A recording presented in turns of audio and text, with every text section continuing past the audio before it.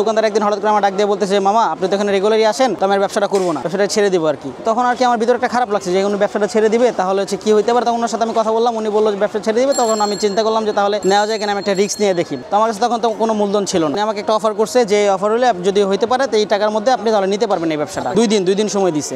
এটা বলার পর তো আমার কাছে ইনস্ট্যান্ট কোনো টাকা ছিল না, আমার কাছে একদম পুরো ফাঁকা ছিলাম, যেহেতু আমি চাকরি করতাম মার্কেটিংয়ের। ওই টাকা দিয়ে আমার ফ্যামিলি চলতো সারাদিন, এই আমার মনে করেন সারা মাসে টাকা শেষ হয়ে যেত। তখন হচ্ছে আমি আমার একটা বাইক ছিল, বাইক বিক্রি করে দিছি। আমার আইফোন ছিল 15 Pro Max, ওটাও বিক্রি করছি। দেন হচ্ছে আমার একটা ল্যাপটপ ছিল, এটা বিক্রি করার পরও দেখে টাকা হচ্ছে না। দেন হচ্ছে আমার ওয়াইফের অর্নামেন্টস ছিল কিছু গোল্ডের, তো ওগুলো আমি হচ্ছে বিক্রি করছি। বিক্রি করার পর হচ্ছে আমি দোকানটা প্রপারভাবে নিয়ে সুন্দর করে ডেকোরেশন করছি। আর এই দোকানে যেই স্টাফ ছিল, বাবুর্চি ছিল, ওদের সবাইকে আমি রেখে দিয়েছি। চিন্তা করছি উনি যখন দোকানটা ছেড়ে দিছে, তো আর 4টা ছেলে পেলে তো চাকরি তো চলে যাচ্ছে, ওরা কি করবে। তো আমি দোকানটা নিয়ে ওদেরকেও রেখে দিছি আর কি। ওরাও এখন সন্তুষ্ট এটার জন্য। সে ছেড়ে দিচ্ছিল যে সে নাকি দেশের বাইরে চলে যাবে তার ফ্যামিলি নিয়ে, তার ছেলে নাকি মানে সমস্যা আর কি। উনি দোকানটা ছেড়ে দিচ্ছে, আমি নিয়ে নিচ্ছি। দোকানটার অবস্থা খুবই বাজে ছিল। এখানে মানে মানুষ দাঁড়ায় চা খেতে আসলেও মানে একটা বাজে ব্যাড স্মেল আসতো। দোকানের টাইলস খুব নোংরা ছিল। ডেকোরেশন টোটালি পুরো আমি চেঞ্জ করছি। ডেকোরেশনটা এরকম ছিল না কখনো। ভিতরে লাইট ছিল না, ভিতরে হচ্ছে একটা লাইট ছিল, তাও ল্যাম্পের মতো। ওই লাইটটা ছিল আগে, যেটার জন্য মানে 1-2 মানুষ বসলে বাকিটা অন্ধকার হয়ে যেত, এরকম অবস্থা। তারপর আমি খাবারে কিছু চেঞ্জেস আনছি।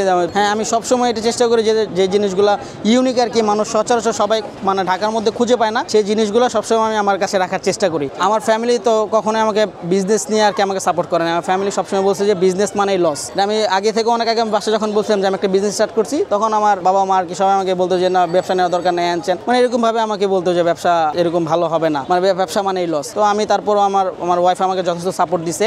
তারপর আমার একটা বড় ভাই আছে, শুভ ভাই। এই শুভ ভাইয়ের সাপোর্টে আমি আজকে এই দোকানটা নিয়েছি। চাকরি ছাড়ার পর আমি খুবই স্ট্রাগল করছি ভাই। তো এই দোকানটা নিয়ে আমার দাঁড় করাইতে প্রায় 3 মাস সময় লেগে গেছে। 3 মাসের আমি মানে চাকরিরত অবস্থায় যে অবস্থা ছিল তার চেয়ে খুব খারাপ অবস্থা হয়েছে দোকানটা নেওয়ার পরে। আমি আলহামদুলিল্লাহ এখন আমি সচ্ছল আছি দোকানটা দিয়ে, এবং 4 জন স্টাফ নিয়ে, এবং হচ্ছে আমি খুব ভালো আছি আলহামদুলিল্লাহ। আমার যে স্টাফরা আছে ওরা হচ্ছে আগে থাকতো হচ্ছে টিনসের একটা বাসায়। তো টিনসের একটা বাসায় ওরা 4 জন একটা রুম নিয়ে থাকতো। তো আমি ওদের জন্য আমার এই রেস্টুরেন্টের ঠিক পিছনেই একটা বিল্ডিং আছে, ওইখানে একটা ফ্ল্যাট নিয়ে দিছি। ওরা এখন ফ্ল্যাটে থাকে। ওরা এখন মানে খুবই আগের চেয়ে অনেক খুশি আমার এখানে কাজ করতে পেরে। আগে যখন যে মালিক ছিল তখন খাবার ছিল, কিন্তু এত আইটেম ছিল না, সামান্য কিছু আইটেম ছিল, যতটুকু দিয়ে উনি চলতে পারে আর কি, কিছু আইটেম করতো।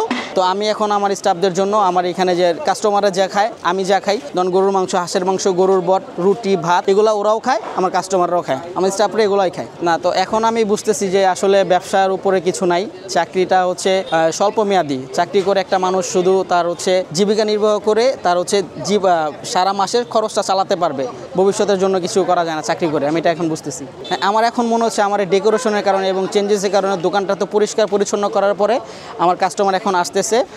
আমি এখন খুব ভালো রেসপন্স পাচ্ছি কাস্টমারের। হ্যাঁ, চা আমি তো এখনও খাই, চা আমি আগে থেকে খাই, এখনও চাই খাই। এখানে চাটা আমার খুব পছন্দ। তো আমি চিন্তা করলাম যে মানে বাইক, ল্যাপটপ, আইফোন এগুলো দিয়ে এখন কি হবে, আমি একটা বিজনেস করি। আমার বিজনেস যদি স্টেবল হয় তাহলে হচ্ছে আমি আবার এগুলা কামব্যাক করতে পারবো, আমি আবার ফোন কিনতে পারবো, আবার বাইক কিনতে পারবো। তো তাই আর কি সবগুলো সেল করে আমি বিজনেস স্টার্ট করছি। লস হইলে আর কি করার ভাই, লস হলে তো কিছু করার ছিল না, চেষ্টা করছি আমি। বন্ধুরা আশেপাশে আমার যে ব্যবসা প্রতিষ্ঠান আছে তারা আর কি অনেকে আমাকে মানে কনফিউজ করছে যে দরকার নাই, ব্যবসাটা ভালো হবে না, হ্যান চ্যান। এই আশেপাশে আমার কিছু বড় ভাইও আছে এই রেস্টুরেন্টের আশেপাশে।